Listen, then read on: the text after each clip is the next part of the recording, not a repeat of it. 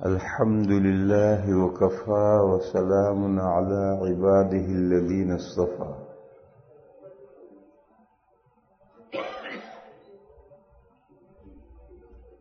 کل کا جو مسئلہ چل رہا تھا اس میں دو باتیں خاص طور پر عرض کرنی.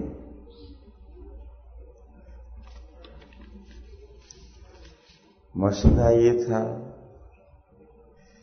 کہ پگڑی باندھنا، عمامہ پہننا سنت ہے یا مستحب؟ جواب یہ ہے کہ سنت نہیں، مستحب ہے. اور مستحب کا دوسرا نام سنت غیر مؤکدہ ہے. اور جب ہم سنت لفظ مطلق بولتے ہیں تو سنت مؤکدہ مراد ہوتا ہے. تو سنت نہیں یعنی سنت مؤکدہ نہیں، مستحب ہے. مستحب ہے یعنی سنت غیر مؤکدہ ہے.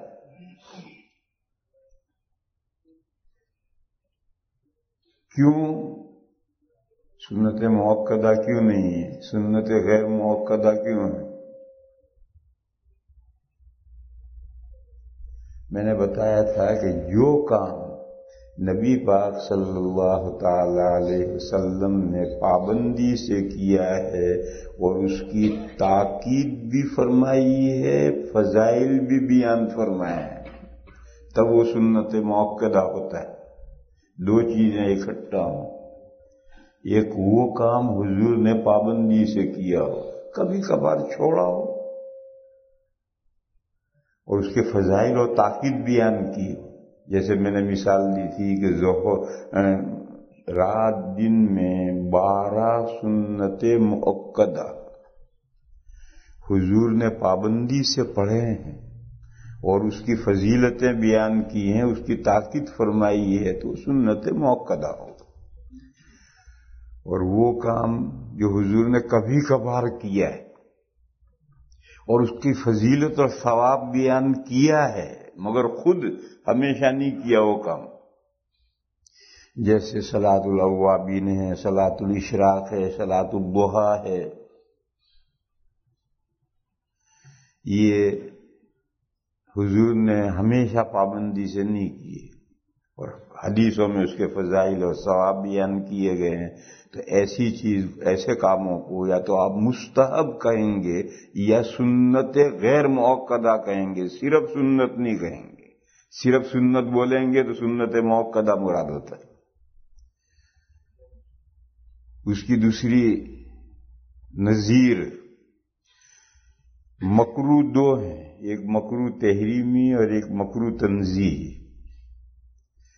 مکروہ تحریمی حرام سے قریب ہوتا ہے، اقرب الی الحرمہ ہوتا ہے، اور مکروہ تحریمی جواز جائز سے قریب ہوتا ہے.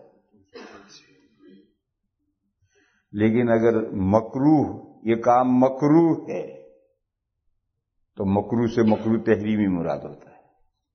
اگر کتابوں میں یہ لکھا ہوا ہے کہ ایسا کرنا مکروہ ہے تو مکروہ کو جب مطلق بولتے ہیں تو اس سے مکروہ تحریمی مراد ہوتا ہے. اور جب بھی مکروہ کو مکروہ تنزیہی کے معنی میں لینا ہوتا ہے تو صرف مکروہ نہیں بولتے، یہ کہیں گے یہ کام مکروہ تنزیہی ہے، یا یہ کہیں گے کہ یہ کام خلاف اولا ہے. مکروہ تنزیہی کے لیے دوسرا لفظ ہے خلاف اولا. جیسے سنت غیر مؤکدہ کے لیے دوسرا لفظ مستحب. تو خلاف اولا اور مکروہ تنزیہی کا یہ مطلب. اور مکروہ تحریمی یعنی حرام، وہ حرام سے قریب ہے. اور جب صرف کہیں یہ کام مکروہ ہے تو اس سے بھی مکروہ تحریمی مراد ہوتا ہے. تو اس لیے میں نے عرض کیا کہ امامہ سنت ہے، یہ نہیں. سنت سے تو سنت مؤکدہ مراد ہوتا ہے. اگر اس حقیقت کو یہ بھائی سوال لکھنے والا جانتا ہوتا تو وہ اتنا لمبا چوڑا سوال ہی نہیں لکھتا کہ سنت ہے یا مستحب ہے. ارے تو سنت مستحب ایک ہی معنی میں، اور سنت سے صرف سنت مطلب سنت غیر موقدہ مراد ہے، اور مستحب اور سنت غیر موقدہ ایک ہے. پھر میں نے یہ سمجھایا تھا کہ نبی پاک صلی اللہ تعالی علیہ وسلم نے ہمیشہ عمامہ نہیں باندھا. اس کی دلیل یہ ہے کہ نبی پاک صلی اللہ تعالی علیہ وسلم بعض احوال میں صرف ٹوپی بھی پہنتے ہیں. جب سب صرف ٹوپی پہننا ثابت ہے تو ہمیشہ عمامہ کہاں باندھا؟ پھر میں نے حدیث بیان کی تھی کہ فلاں حدیث میں یہ آیا ہے، یہ مضمون بیان کرتے ہوئے جب حضور نے یہ فرمایا کہ جنتی اس شہید کا مقام و مرتبہ اس طرح دیکھیں گے، اور حضور نے جو سر الارا تو ٹوپی گر گئی. معلوم ہوا کہ حضور صرف ٹوپی پہنتے تھے. حضرت عمر کی ٹوپی مراد ہے تو حضرت عمر بھی صرف ٹوپی پہنتے تھے. بس ہمیشہ امامہ باندھنا ثابت نہیں ہوا، بلکہ بعض حالات میں امامہ باندھتے تھے اور بعض حالات میں ٹوپی پہنتے تھے. اور پھر امامہ باندھنے کا فائدہ اور ثواب بتایا کہ یہ تمو تزداد حلمن، پگڑی باندھو بردباری میں بڑھ جاؤ گے، چھچھوراپن ختم ہو جائے گا. لہذا جب کبھی کبھی باندھنا ثابت ہوا اور فضائل بیان کرنا ثابت ہوا تو یہ سنت غیر مؤکدہ ہوا، مستحب ہوا. پھر میں نے ایک دوسرا مسئلہ سمجھایا تھا کہ دو مسئلے علیحدہ ہیں. ایک مسئلہ ہے آدمی کو کیسا لباس پہننا چاہیے، اور ایک یہ ہے کہ نماز کیسا لباس پہن کر کے پڑھنا چاہیے. میرے بھائیو، لباس کیسا پہننا چاہیے اس میں کوئی شریعت نے بہت تنگی نہیں کی ہے کہ ہمیشہ لباس کا جو اعلیٰ معیار ہے اسلامی لباس کا جو اعلیٰ معیار ہے اسی لباس میں رہے، ایسی کوئی شریعت نے پابندی نہیں کی. اور وہ پابندی اگر شریعت کرتی تو کیسے نبھاتے؟ رات میں آدمی صرف لنگی پہن کر کے بنیان پہن کے سو جاتا ہے، گھر میں آدمی اس سے تھوڑا کچھ زیادہ کپڑے پہن کر کے رہتا ہے جبکہ گھر میں محرم بیوی ہو. باہر نکلتا ہے تو پھر لباس کچھ اور پہن کر کے مزین ہو کر نکلتا ہے، اور کسی تقریب میں جاتا ہے تو پھر لباس کا جو اعلیٰ معیار ہے وہ پہن کر جاتا ہے. تو اس لیے کوئی شریعت نے پابندی نہیں لگائی کہ کس لباس میں، عام حالات میں کس لباس میں رہنا چاہیے، کوئی پابندی نہیں لگائی. موقع اور محل کے اعتبار سے لباس کم بھی اور زیادہ بھی ہوتا رہتا ہے، اور اس سلسلے میں لوگ زیادہ پابندی نہیں لگائی. البتہ جب اللہ کی بارگاہ میں حاضر ہوگا، یعنی فرض نماز پڑھنا چاہے گا، نفلیں نہیں، نفلیں پرائیویٹ ملاقات ہے. جب فرض نماز پڑھنا ہوگا، چاہے گھر میں پڑھنا ہو، چاہے اس مقصد کے لیے مسجد میں فرض نماز پڑھنے کے لیے آئے، تو شریعت نے، قرآن نے لفظ زینت استعمال کیا ہے. خذوا زینتکم عند کل مسجد. مسجد کی ہر حاضری میں 5 مرتبہ آتے ہیں، 5 مرتبہ کہاں کہاں، چاہے کچھ بھی ہو، پانچوں مرتبہ جب آؤ تو اپنی زینت اور زیبائش لے کر آؤ، خوبصورت بن کر آؤ، دلہا بن کر آؤ. جیسے کسی بڑے آدمی سے ملنے کے لیے جاتے ہو تو شاندار لباس پہن کر جاتے ہو. اللہ سے بڑا کون ہے؟ لہذا اللہ کی بارگاہ میں جب فرض پڑھنے آؤ تو اپنی زینت اور زیبائش لے کر آؤ. پھر میں نے یہ بتلایا تھا کہ ایک لباس ہے اسلامی، اسلام کا اپنا ایک کلچر ہے، اس کا ایک لباس ہے، اور ایک دنیا کے طرح طرح کے کلچر ہیں، طرح طرح کے لوگوں کے لباس ہیں۔ قرآن و حدیث میں جب لباس کا تذکرہ آئے گا تو ظاہر ہے یورپ، امریکہ، افریقہ اور چائنا کا لباس مراد نہیں ہوگا۔ قرآن و حدیث میں جب لباس کا تذکرہ آئے گا تو اسلامی لباس کا مراد ہوگا۔ یہ بات ہمیشہ ذہن میں رہنی چاہیے۔ اور اسی سلسلے میں نے کہا تھا کہ آپ کے ملک میں آپ حضرات جاب پر جاتے ہیں تو کچھ پابندیاں ہیں، کرو وہ پابندیوں کا لحاظ، کون منع کر رہا ہے؟ لیکن جب اللہ کی بارگاہ میں آؤ تو پھر اللہ کے بارگاہ میں آنے کے جو آداب ہیں ان آداب کے ساتھ آؤ۔ کہ ہم جاب پر سے آدھا گھنٹے کی چھٹی ملی ہے، جمعہ پڑھنے آئے ہیں، آؤ۔ اب گھر جا کر کے دوسرا کا لباس بدل کر نہیں آ سکتے، اسی لباس میں آؤ، لیکن وہ جو کرتا ان شرٹ کر رکھا اسے آؤٹ شرٹ تو کرو، تاکہ کم از کم پردہ تو کچھ ہو جائے، ننگے تو پیچھے سے نہ معلوم ہو۔ پیچھے کا پچھلی صف میں جاؤ، اگلا کیسا ننگا معلوم ہوتا ہے۔ لہذا جو کرتا اندر گھسا رکھا ہے جاب پر اسے نکال کر باہر تو کرو، تاکہ کچھ نہ کچھ تو پردہ ہو۔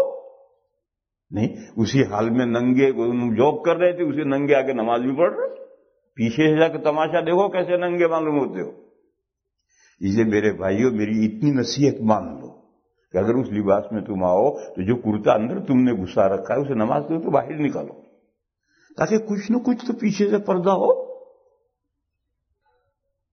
تو ہمیشہ لباس اسلامی لباس مراد ہوتا ہے۔ پھر میں نے یہ ذکر کیا تھا کہ کچھ لوگ یہ کہتے ہیں کہ کھلے سر رہنا اس زمانے میں فیشن ہے۔ بے شک فیشن ہے، آپ کے ملک کا فیشن ہے، لیکن یہ اسلامی لباس میں پسندیدہ نہیں ہے۔ اسلامی لباس میں کھلے سر ہونا پسندیدہ نہیں ہے۔ آپ خود غور کیجئے، کسی بڑے بزرگ سے آپ ملنے کے لیے جاتے ہیں تو جیب میں سے دستی رومال نکل کر کے سر وقتی طور پر سر پہ لپیٹ کر جا کر بیٹھتے ہیں سلام کر کے۔ اس کا مطلب کہ آپ اور اگر آپ ملک کے پرائم منسٹر سے ملنے جائیں گے دستی رومال سر پہ نہیں لپیٹیں گے، آپ ٹھاٹ سے اسی طرح سے جائیں گے۔ کیوں؟ اس تہذیب میں کھلے سر رہنا یہ اعلیٰ درجے کا بہترین ہے، لیکن اسلامی لباس میں یہ اچھا طریقہ نہیں ہے۔ چنانچہ آپ کسی بزرگ کے سامنے جاتے ہیں تو دستی رومال سر پہ باندھ کر جاتے ہیں، اور پھر اللہ سے تو بڑا کوئی ہے ہی نہیں، اللہ کے سامنے کھلے سر کیوں آتے ہو؟ اب وہ دو باتیں جو مجھے کہنی ہے، تو کل والی باتیں سب لوٹا رہا ہوں، وہ جو دو باتیں کہنی ہے وہ اب کہتا ہوں۔ اللہ کے سامنے کیوں جاتے ہو اس حال میں؟ سمجھتے ہو ساری دنیا کی باتیں سمجھتے ہو، اور پھر اللہ کے سامنے کھلے سر کیوں جاتے ہو، نماز کھلے سر کیوں پڑھتے ہو؟ کچھ بھائیوں کو یہ غلط فہمی ہے کہ کھلے سر نماز پڑھنا ہی سنت ہے۔ یہ کچھ بھائیوں کو غلط فہمی ہے، اس لیے وہ بالقصد جان کر کھلے سر پڑھتے ہیں۔ اور اگر ان سے پوچھیں تو وہ یہ نہیں کہتے، یہ منہ سے نہیں کہتے کہ کھلے سر نماز پڑھنا سنت ہے، یہ نہیں کہتے، یہ کہتے ہیں کھلے سر نماز نہیں ہوتی، یوں بولتے ہیں، ٹیڑھا بولتے ہیں۔ اور پڑھتے کیوں کھلے سر ہیں؟ ان کے دماغوں میں یہ بیٹھ گیا، اللہ نے پتہ نہیں کہاں سے بیٹھ گیا ان کے دماغوں میں کہ کھلے سر نماز پڑھنا سنت ہے، مگر وہ منہ سے بولتے نہیں یہ بات۔ ان سے کہو کہ کھلے سر نماز کیوں پڑھ رہے ہو تو وہ یہ کہتے ہیں کھلے سر نماز نہیں ہوتی۔ اس کا جواب یہ ہے کہ ہوتی ہے، ایک مرتبہ نہیں 1000 مرتبہ ہوتی ہے، اور ٹوپی کے بغیر نہیں، کرتا بھی نکال کر پڑھو تو بھی نماز ہو جاتی ہے۔ کرتا پہن کر کیوں آتے ہو؟ خواہ مخواہ کی زحمت کیوں کرتے ہو؟ کرتا بھی گھر نکال کر، بنیان بھی نکال کر کے ہو، صرف شرٹ میں پتلون میں نماز ہو جاتی ہے۔ تو نماز ہوتی ہے یا نہیں ہوتی یہ الگ مسئلہ ہے۔ ننگا پا، ناپ سے گھٹنے تک کا بدن چھپا ہوا ہے، آپ نماز پڑھیے، نماز ہو جاتی ہے۔ لیکن نماز، فرض نماز کس ہیئت میں پڑھنی چاہیے؟ بہترین ہیئت میں۔ ان کے دماغوں میں یہ بیٹھا ہوا ہے کہ کھلے سر نماز پڑھنا یہ سنت ہے، سنت ہے تو بہترین ہیئت ہوئی یا نہیں ہوئی؟ ان کے دماغوں میں یہ ہے کہ کھلے سر نماز پڑھنا یہ بہترین حیت ہے، کیونکہ سنت بری حیت نہیں ہو سکتی۔ لیکن میرے بھائیوں، یہ ایک چیلنج ہے اور ہمیشہ دیتا رہتا ہوں میں، اور یہ ذہن میں رکھو، 40 سال سے حدیث شریف پڑھا رہا ہوں، اور 40 سال سے میرا کام ہی رات اور دن حدیث کی کتابیں دیکھنا ہے۔ قیامت تک کے لیے چیلنج ہے، کوئی ایک حدیث لاؤ ایسی کہ نبی پاک صلی اللہ تعالی علیہ وسلم کے پاس کپڑا اویلیبل تھا، پھر حضور نے زندگی میں ایک نماز کھلے سر فرض نماز پڑھی۔ حضور نے پوری زندگی میں ایک نماز کھلے فرض نماز، نفل نہیں، نفل میں نے کہا تھا اس کے پرائیویٹ معاملہ ہے، حضور نے فرض نماز پوری زندگی میں ایک فرض نماز کپڑا اویلیبل ہوتے ہوئے حضور نے ایک فرض نماز بغیر ٹوپی کے یا امامے کے حضور نے پڑھی یا پڑھائی، ایسی ایک حدیث لے آؤ، اور قیامت تک کے لیے چیلنج ہے۔ اور اگر ایسی حدیث تم نہیں لا سکتے ہو تو پھر سنت کہاں ثابت ہوگا؟ تمہارے دماغوں میں کہاں سے بیٹھ گیا کہ کھلے سے نماز پڑھنا سنت ہے؟ کہاں سے بیٹھ گئے؟ اور سنو میرے بھائیو، ایک مرتبہ یا 2 مرتبہ عمل سے سنت ثابت نہیں ہوتی، ایک مرتبہ یا 2 مرتبہ عمل سے تو جواز ثابت ہوتا ہے کہ ایسا جائز ہے۔ جیسے کبھی کبھار نبی پاک صلی اللہ تعالی علیہ وسلم نے حضرت عائشہ صدیقہ کو حالت حیض میں کپڑے پہن کر، کپڑے باندھ کر حضور نے حضرت عائشہ کو اپنے ساتھ لٹایا ہے۔ یہ حضور کا عمل ہے، 1 مرتبہ 2 مرتبہ کا۔ یہ کیوں ہے؟ بیان جواز کے لیے ہے کہ اس طرح سے لیٹ سکتے ہیں۔ حضور نے کبھی کبھار حالت روزے میں، روزے رمضان کے فرض روزے کی حالت میں حضرت عائشہ کو چوما ہے۔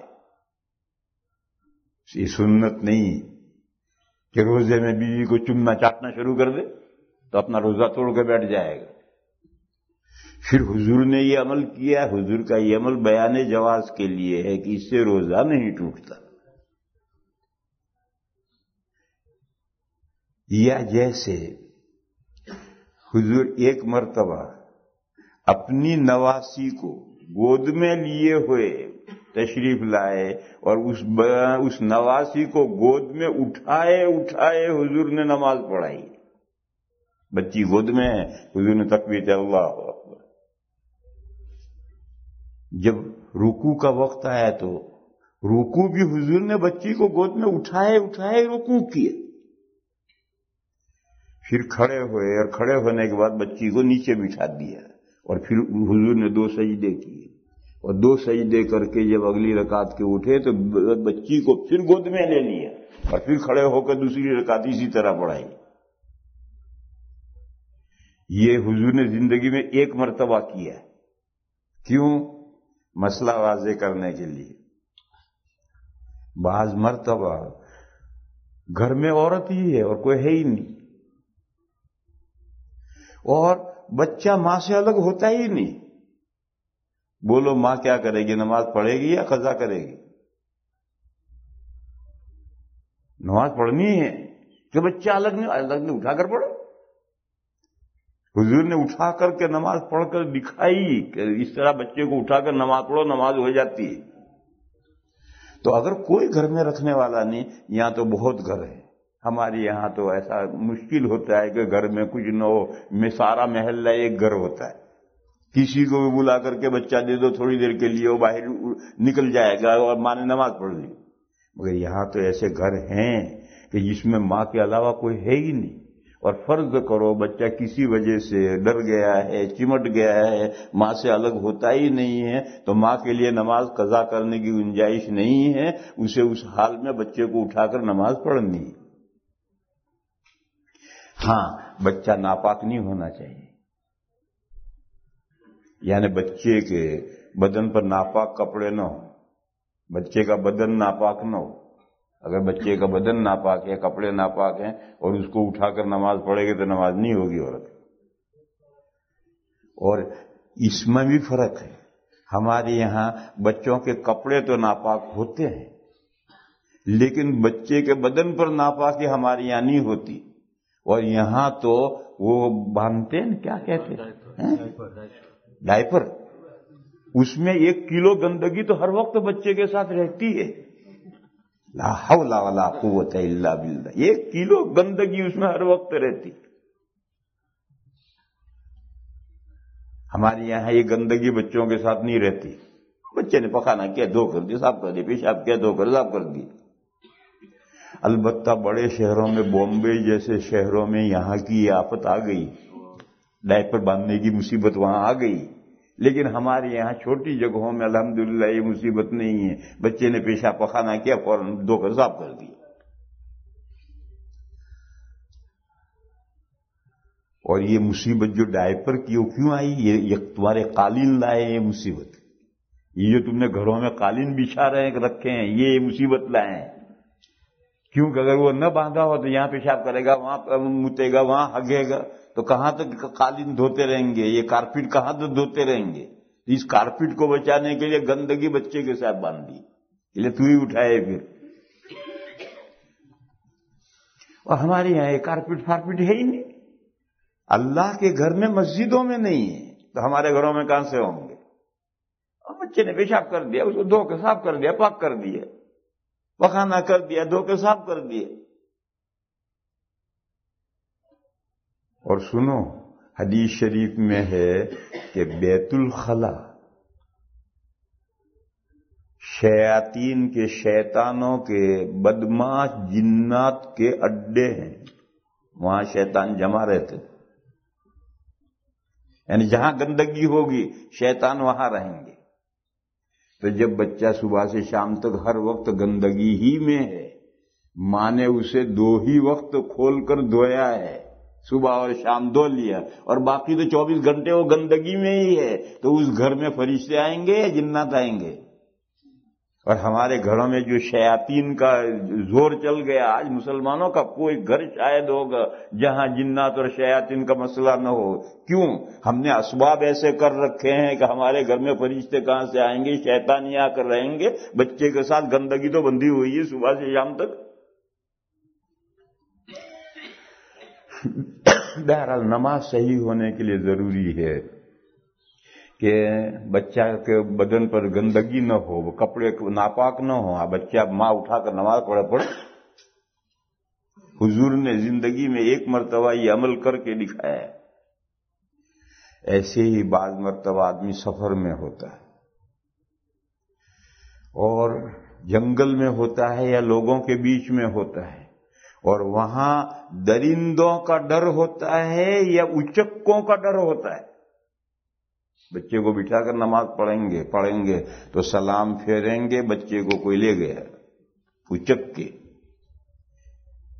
اب ایسے اچکے تو کم رہے، پہلے تھے، اب تو کم رہے، لیکن جوتوں کے اچکے آج بھی ہیں۔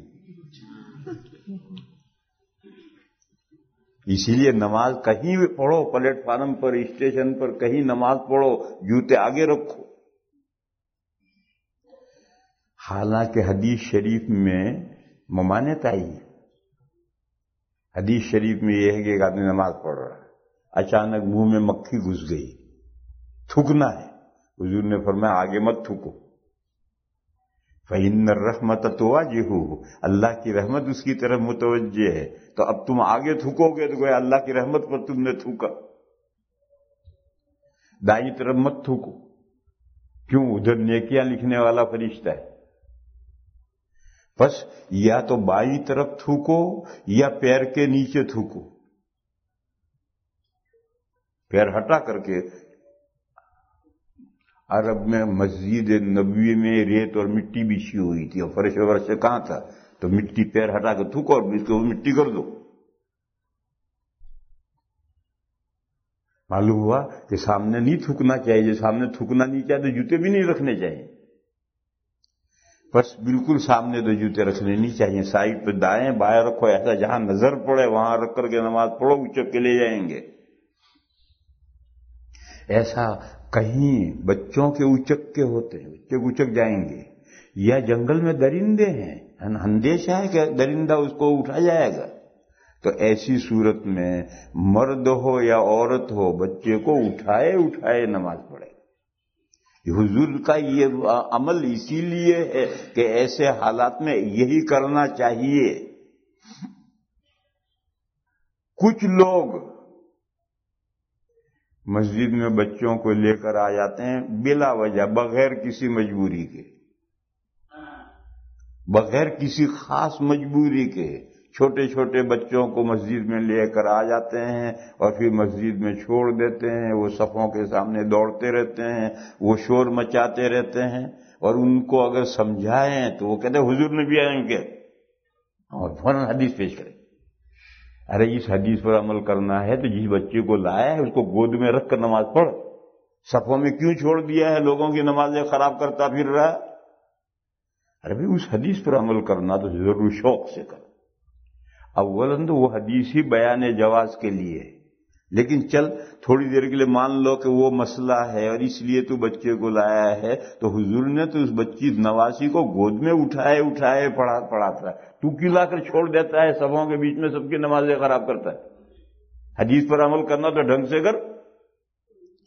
اور پھر یہ 5 سال کا کیوں لایا ہے، 6 مہینے کا لانا؟ گود میں جس کو رکھیں گے وہ تو 6 مہینے سال بھر کا ہوگا، ایسا بچہ کیوں نہیں لاتا؟ یہ 5 سال کا 6 سال کا کیوں لاتا ہے؟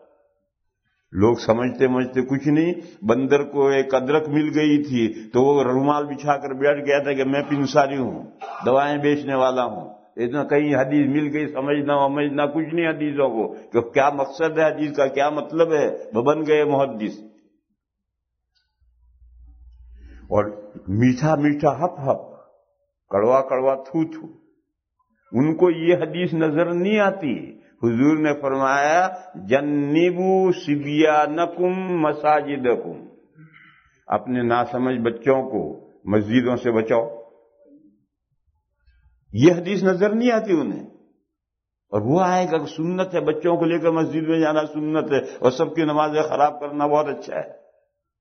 حالانکہ اس مسئلے میں تو یہ حدیث ہے جنبوا صبیانکم مساجدکم، اپنے بچوں کو اپنی مسجدوں سے بچاؤ۔ کیسے بچے؟ ناسمجھ بچے، ابھی مسجد کا احترام نہیں جانتے، پاکی ناپاکی کو نہیں سمجھتے ہیں، ایسے بچوں، ہاں بچہ جب 7 سال پورے ہو جائے اب لاؤ، اس وقت تو پھر محلے میں بھٹک رہتے ہیں بچے اور کوئی باپ نہیں لاتا، اور وہ چھوٹے چھوٹوں کو لاتے ہیں۔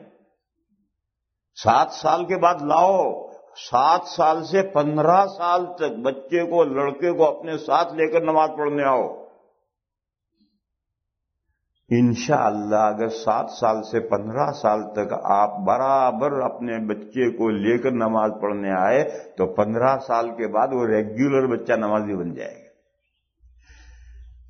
ٹیڑھا کب ہوتا ہے؟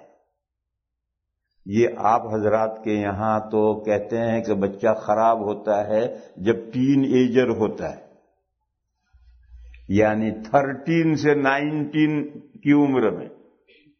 آپ لوگوں میں یہ مشہور ہے جو ٹین ایجر ہوتا ہے 13 سے 19 میں، اسلام کا نہیں، 7 سال کے بعد 8 سے 15 سال میں خراب ہوتا ہے۔ 8 سے 15 سال میں بچہ خراب ہوتا ہے۔ اگر آپ 8 سال سے 15 سال تک اس پر نظر رکھیں، برے ماحول سے اسے بچائیں، تو میں گارنٹی لوں گا 16ویں سال میں وہ بے نمازی بچہ نہیں ہوگا۔ یہ جو آپ کے یہاں ٹین ایجر ہے وہ غلط ہے۔ آپ 13ویں سال تک تو بچہ خراب ہو چکا ہے، اب کیا بچاؤ گے تم اسے؟ خرابی کا زمانہ شروع ہوتا ہے 7 سال پورے ہو کر، 8ویں سال سے خرابی کا زمانہ شروع ہوتا ہے اور 15 سال تک میں خراب ہوتا ہے۔ اس زمانے میں اگر آپ بچے کی کیئر کریں اور نیکی اور صلاح اور بھلائی کی طرف مائل کریں، اپنے ساتھ نگرانی میں رکھیں، ہر 5 نمازوں میں لے کر آئیں، تو 16ویں سال میں وہ پکا نمازی ہوگا، اور وہ تو بعد میں ہوگا، پہلے آپ ہو جائیں گے۔ سبحان اللہ۔ تو میں کیا مضمون سمجھا رہا ہوں، سمجھو، جو کام حضور نے زندگی میں 1-2 مرتبہ کیے ہیں وہ سنت نہیں ہوتے، وہ مسئلے کی وضاحت کے لیے ہوتے ہیں. بیان جواز یعنی مسئلہ سمجھانے کے لیے، وضاحت کے لیے ہوتے ہیں. یہی میں نے مثال دی کہ نبی پاک صلی اللہ تعالی علیہ وسلم نے زندگی میں ایک مرتبہ ایک کوڑی پر کھڑے ہو کر پیشاب فرمایا. حدیث ہے. کیوں فرمایا؟ ضرورت پیش آتی ہے کبھی زندگی میں کھڑے ہو کر پیشاب کرنے کی، بیٹھ کر پیشاب کرنے کی کوئی شکل نہیں ہے. مثلا کوڑی ہے، گندگی کا ڈھیر ہے، کہاں بیٹھو گے؟ ایک مرتبہ میں جو راندیر پڑھاتا تھا تو بس میں سورت سے چلا، احمد آباد میں بس بدلنی ہوتی تھی، ہماری بس چھوڑ کے دوسری بس لینی ہوتی تھی. بڑا زور کا پیشاب لگ رہا، تو بس جب بدلنے کے لیے اترے دوسری بس میں تو اب میں پیشاب کرنے گیا تو وہ پیشاب کرنے کے جو طریقے یہاں ہیں کھڑے کھڑے جو پیشاب کرنے کے وہ سب لگے ہوئے ہیں، ٹھیک وہ لگے ہوئے، لیکن نیچے بھی سارا گندا اور پانی بھرا ہوا ہے، اس میں پتہ نہیں کتنا پیشاب ہوگا. اب کہیں بس اسٹینڈ ہے، کہیں ہر طرف لوگ ہیں، کہیں جگہ نہیں ہے. یہاں دیکھو تو نیچے سب گندا پانی بھرا ہوا ہے. کیا کرتا ہے؟ میں نے وہیں کھڑے ہو کر، جیسا جو کھڑے ہو کر پیشاب کرنے کی جگہ ہے میں نے اسی طرح کیا. اور کیا کرتا؟ اور کوئی شکل ہی نہیں تھی. تو زندگی میں ایسے مواقع پیش آتے ہیں، اس لیے حضور نے کھڑے ہو کر پیشاب عام جگہ پر نہیں کیا، کوڑی پر جا کر کیا، اور اس میں مسئلہ کی طرف اشارہ کیا کہ ایسی مجبوری ہو، بیٹھ کر نہ پیشاب کرنے کی کوئی مجبوری ہو، جگہ ہی نہ ہو تو کھڑے ہو کر پیشاب کرنا جائز ہے. لیکن اب اسے اگر لوگ سنت بنا لیں کہ حضور نے کھڑے ہو کر پیشاب کیا لہذا کھڑے ہو کر پیشاب کرنا سنت ہے، بیل کی طرح منہ تو.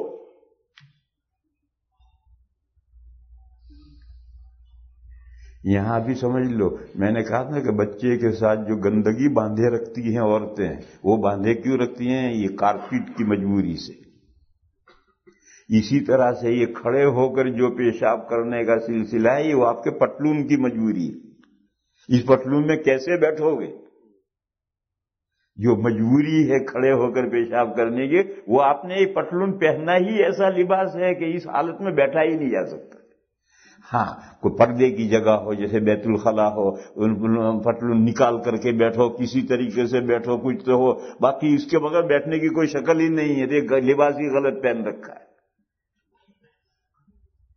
ورنہ ہر آدمی سمجھتا ہے کہ کھڑے کھڑے بیل کی طرح موتنا کون سی تہذیب ہے، مگر اس کے باوجود وہ کھڑے کھڑے پیشاب کرتا ہے کیونکہ لباس نے ایسا پہن رکھا ہے کہ سڑک پر کیسے بیٹھ کر کے، اس پتلون پہنا ہوا سڑک پر پیشاب کرنا ہو تو کیسے بیٹھ کر پیشاب کرے گا؟ ممکن ہی نہیں. بہرحال میں جو مسئلہ سمجھانا چاہتا ہوں اسے سمجھو کہ حضور نے زندگی میں ایک دو مرتبہ کام کیے ہیں، وہ مسئلے کی وضاحت کے لیے کیے، وہ سنت نہیں ہے میرے بھائیو، اسے فرق سمجھو. ہم کیسے پہچانیں کہ حضور نے جو یہ کام کیا ہے یہ بیان جواز کے لیے کیا ہے، مسئلہ نہیں ہے، سنت نہیں ہے؟ یہ کیسے پہچانیں؟ وہ ایسے پہچانیں گے کہ حضور کے بعد صحابہ کا عمل دیکھو. صحابہ کا زمانہ 100 سال کا ہے، 100 سال کچھ کم نہیں ہوتے ہیں. حضور کی وفات ہوئی ہے سن 10 ہجری میں، اور آخری صحابی کی وفات ہوئی ہے 110 ہجری میں. 100 سال کا زمانہ صحابہ کا ہے. صحابہ کے عمل کو دیکھو کہ حضور نے وہ جو کام کیا ہے، صحابہ وہ کام کرتے تھے نہیں کرتے تھے؟ کرتے تھے. سنت نہیں کرتے تھے. حضور کا وہ عمل بیان جواز کے لیے ہے. اگر سنت ہوتا تو سب سے پہلے صحابہ اس سنت پر عمل کرتے. صحابہ سے زیادہ سنت کا کوئی عاشق نہیں تھا. مثلا یہی مثال لے لو، حضور نے 89 کو اٹھائے نماز پڑھی نہیں، جماعت میں نماز پڑھائی. صحابہ کا 100 سال کا دور ہے، کسی صحابی نے اس پر عمل نہیں کیا. کوئی واقعہ نہیں کہ 100 سال میں کوئی صحابی اپنے نابالغ چھوٹے سے بچے کو، ناسمجھ بچے کو لے کر مسجد میں آیا ہو یا گود میں اٹھائے اس صحابی نے نماز پڑھی ہو، ایسا کوئی واقعہ نہیں۔ معلوم ہوا کہ وہ جو حضور نے پڑھی تھی وہ مسئلے کی وضاحت کے لیے پڑھی تھی، ماؤں کے لیے مسئلہ واضح کیا، مردوں کو صورت پیش آئے اچکے درندے تو نماز پڑھنے کے مسئلے واضح کیے۔ چنانچہ کسی صحابی نے 100 سال میں کوئی صحابی ناسمجھ بچے کو لے کر مسجد میں نہیں آیا، کسی نے اب بچے کو اٹھائے نماز نہیں پڑھی۔ اسی طریقے پر پورا صحابہ کا دور ہے، کسی صحابی کے بارے میں یہ منقول نہیں ہے کہ اس نے حیض کی حالت میں بیوی کو اپنے ساتھ لٹایا ہو، کسی صحابی سے منقول نہیں۔ معلوم ہوا کہ حضور کا جو عمل تھا وہ مسئلہ واضح کرنے کے لیے تھا، بلکہ حضرت عائشہ صدیقہ رضی اللہ تعالی عنہا نے جب حضور کا وہ عمل بیان کیا تو ساتھ میں تنبیہ کی، ایکم یملک عربہ، یہ کہا آپ لوگ حضور کے اس عمل پر عمل شروع مت کر دیجیے، حضور تو اپنی خواہش پر ڈکٹیٹر تھے، تم میں سے کون اپنی خواہش پر ڈکٹیٹر ہے؟ حضور تو معصوم تھے، حضور سے گناہ کا صدور ناممکن تھا۔ اگر حضور نے بیوی کو حالت حیض میں اپنے ساتھ لٹایا یا روزے کی حالت میں چوما تو گناہ اور فساد کا کوئی اندیشہ نہیں، اور تم ایسا کرنے لگو گے اپنا روزہ خراب کر لو گے۔ حالت حیض میں برائی گناہ کبیر، حیض کی حالت میں بیوی سے صحبت کرنا گناہ کبیرہ ہے، گناہ کبیرہ کے مرتکب ہو جاؤ۔ تو حضرت عائشہ نے جب حضور کا یہ عمل بیان کیا تو ساتھ میں یہ تنبیہ کی، اس پر عمل نہ کیجیے، یہ تو حضور نے کسی مقصد سے کیا ہے، اور حضور سے گناہ کا صدور ناممکن تھا، تم سے ناممکن نہیں۔ تو صحابہ کا عمل نہ کرنا، صحابہ کا حدیث بیان کرتے ہوئے تنبیہ کرنا، جب حضرت حذیفہ رضی اللہ تعالی عنہ نے یہ حدیث بیان کی کہ حضور نے زندگی میں ایک مرتبہ ایک کوڑی پر کھڑے ہو کر پیشاب فرمایا، اور یہ حدیث حضرت عائشہ کو پہنچی تو حضرت عائشہ نے فرمایا، من حدثکم ان النبی صلی اللہ علیہ وسلم کان یبول قائما فلا تصدقوه ما کان یبول الا قائدا۔ حضرت عائشہ نے فرمایا کہ اگر تم سے کوئی یہ بیان کرے کہ نبی پاک صلی اللہ تعالی علیہ وسلم کھڑے ہو کر پیشاب کیا کرتے تھے تو اس کی بات ہرگز نہ مانیو۔ نبی صلی اللہ تعالی علیہ وسلم کی عادت شریفہ اور معمول بیٹھ کر پیشاب کرنے ہی کی تھی، یعنی انہوں نے بتلایا حضرت عائشہ نے کہ یہ ایک مرتبہ کا عمل ہے، اور یہ عمل کسی حکمت اور مصلحت سے ہے، مسئلے کی وضاحت کے لیے ہے، معمول نبوی یہ نہیں تھا۔ جو معمول نبوی ہوگا وہی تو سنت ہوگا، لہذا یہ کھڑے ہو کر پیشاب کرنا سنت نہیں ہے، یہ تو کسی مصلحت سے یہ عمل ہے، اور سنت وہ ہے جو ہمیشہ حضور کا معمول ہے۔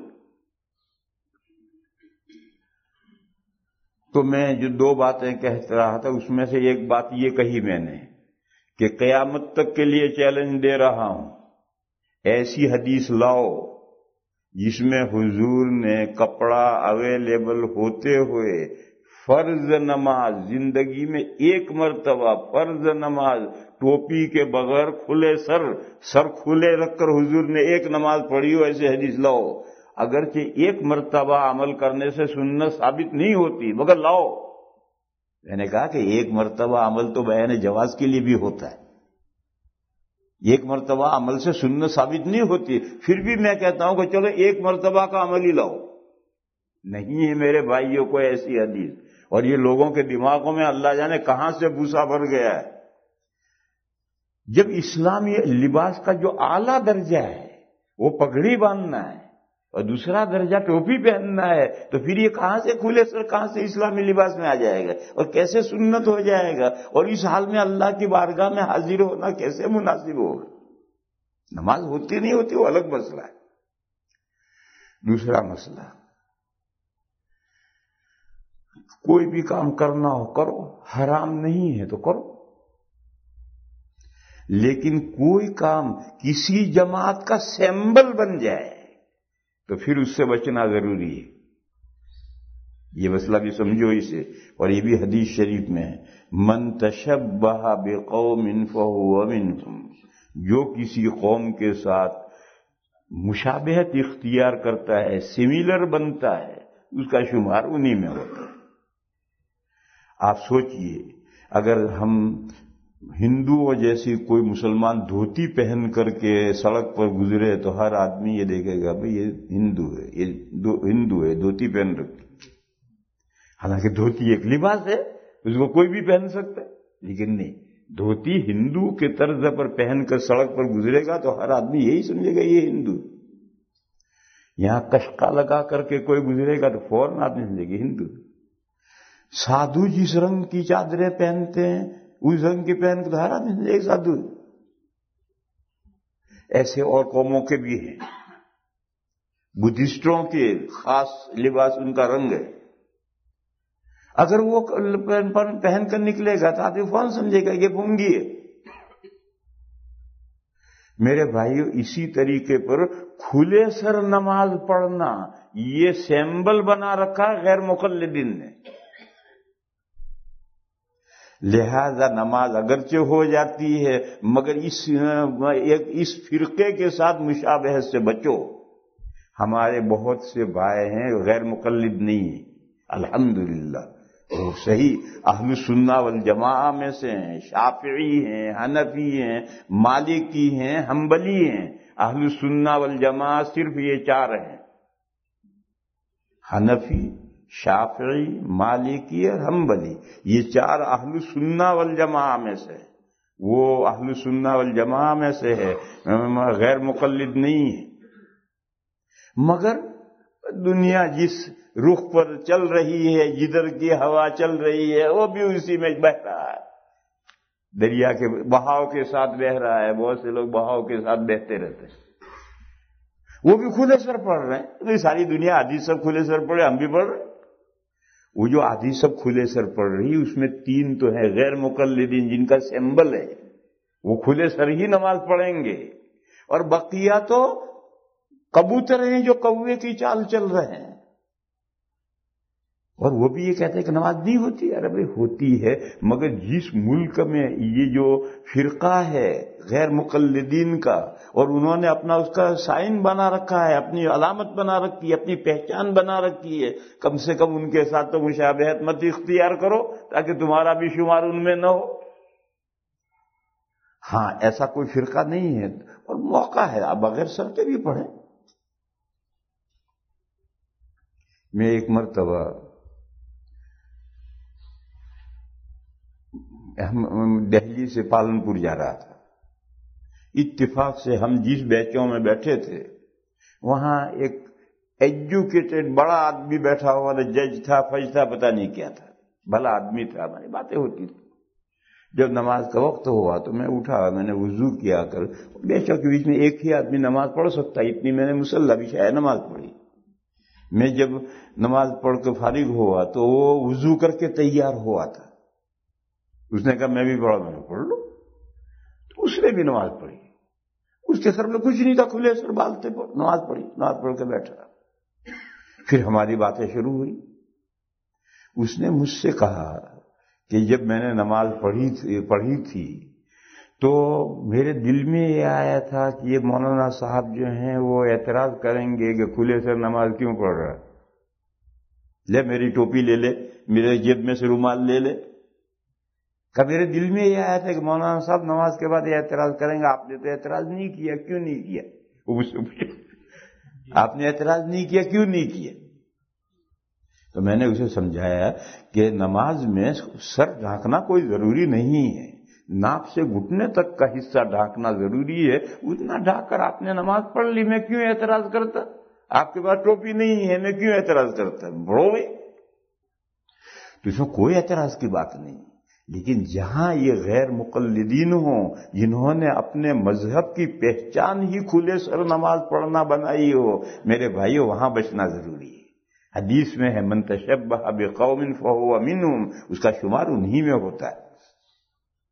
تو یہ دو باتیں ہیں، ایک تو بات یہ کہ ایسی حدیث ڈھونڈو، کوئی حدیث نہیں ہے کہ ٹوپی یا کچھ بھی لباس کپڑا اویلیبل تھا، پھر بھی حضور نے زندگی میں ایک فرض نماز بغیر ٹوپی کے پڑھی ہے یا پڑھائی ہے، ایسی کوئی حدیث نہیں ہے۔ پھر کیسے سنت ہو گیا، کہاں سے لوگوں کے دماغوں میں گھس گئے؟ اور دوسری بات یہ کہ کھلے سر نماز ہو جاتی، پڑھو شوق سے پڑھو، کون منع کر رہا ہے؟ لیکن جہاں یہ فرقہ ہے جس نے اپنا امتیاز کھلے سر نماز پڑھنے کو اپنا امتیاز بنایا ہے، میرے بھائیوں وہاں بچو، اپنے آپ کا شمار ان میں مت کراؤ۔ اس کے بعد سوال ہے کہ امامہ کتنا لمبا ہونا چاہیے؟ اس سلسلے میں کوئی تحدید نہیں، تمہارے پاس جتنا اویلیبل ہے باندھو۔ حضور پاک صلی اللہ تعالی علیہ وسلم کے بارے میں امام نووی رحمت اللہ علیہ نے لکھا ہے کہ حضور کے پاس چھوٹے بڑے مختلف امامے تھے، ایک امامہ 5 ہاتھ کا تھا، ایک 7 ہاتھ کا تھا، اور ایک 15 ہاتھ کا تھا۔ مختلف روایتیں آئی ہیں اور شریعت نے اس سلسلے میں کوئی تحدید نہیں کی ہے، چھوٹا باندھ لو، حتیٰ کہ یہ جو میں نے رومال باندھا ہے یہ بھی امامہ کا کام کر جائے گا، یہ بھی امامہ ہے۔ کیا امامہ پہن کر پڑھی جانے والی نماز کو فضیلت ہے؟ اس سلسلے میں نے بتلایا کہ اس سلسلے میں ایک روایت ہے کہ امامہ باندھ کر نماز پڑھو گے تو نماز 25 گنا بڑھ جائے گی، اور حدیث جامع صغیر میں سیوطی رحمت اللہ علیہ نے ضاد بنایا ہے، یعنی یہ حدیث ضعیف ہے، اور اسی روایت کو احمد رضا خان بریلوی صاحب نے لیا ہے۔ بریلویوں کے جو بڑے ہیں احمد رضا خان صاحب، انہوں نے اسی روایت کو لیا ہے، اور اسی وجہ سے بریلویوں کے یہاں بدعتیوں کے یہاں بہت زیادہ تاکید ہے کہ امامہ باندھ کر ہی نماز پڑھو، لیکن خود نہیں باندھیں گے، امام کو کہیں گے تو باندھ، خود نہیں باندھتے۔ ابھی اس حدیث پر عمل کرنا تو پھر ہر ایک کو باندھنا ہے، اور یہی وہ حدیث ہے جو ہمارے کرنل صاحب بار بار تبلیغی جلسوں میں بیان کرتے ہیں۔ ہمارے کرنل صاحب ہیں نا، بہت تبلیغ میں بڑا کام کیا، وقت لگائے ہوئے ہیں، وہ یہی حدیث جلسوں میں بیان کرتے ہیں کہ امامہ باندھ کر کے نماز پڑھو گے تو یوں ثواب بڑھ جائے گا، یوں بڑھ جائے گا، وہ یہ حدیث ہے۔ مگر ہمارے باقی تمام علماء کی تحقیق یہ ہے کہ یہ حدیث ضعیف نہیں، موضوع ہے، گھڑی ہوئی ہے، حدیث ہے ہی نہیں۔ اور صحیح بات یہی ہے کہ یہ حدیث موضوع ہے، اس کے کوئی اصل نہیں ہے، یہ گھڑی ہوئی حدیث ہے۔ اس لیے اہل السنہ والجماعہ میں کسی کتاب میں، حنفیوں کی کتابوں میں، شافعیوں کی، حنابلہ کی، کسی کی کتابوں میں یہ مسئلہ نہیں ہے کہ امامہ باندھ کر نماز پڑھنے سے اتنا ثواب بن جاتا ہے، بڑھ جاتا ہے، یہ نہیں۔ اصل یہ ہے کہ امامہ باندھنا اسلامی لباس کا سب سے اعلیٰ معیار ہے، اور اللہ کا حکم ہے کہ اعلیٰ معیار لے کر کے جب بھی مسجد میں آؤ بہترین لباس میں آؤ، بس اتنی بات ہے، اس سے آگے کچھ نہیں۔ یہ کرنل صاحب جو حدیث بیان کرتے ہیں یہی حدیث بیان کرتے ہیں جس کو بدعتی ضعیف کہتے ہیں، جو حقیقت میں موضوع اور گھڑی ہوئی حدیث ہے۔ کیا امامہ پہن کر پڑھی جانے والی نماز کو فضیلت ہے بے امامہ پڑھی جانے والی نماز پر؟ آیا اس کے متعلق کوئی حدیث ہے، یعنی امامے کے ساتھ نماز پڑھنے کو؟ یہ وہی اشارہ کر رہے ہیں، انہوں نے وہ کرنل صاحب سے کہیں سنا ہوگا یا بدعتیوں سے سنا ہوگا، اس لیے وہ یہ بھائی سوال کر رہے ہیں۔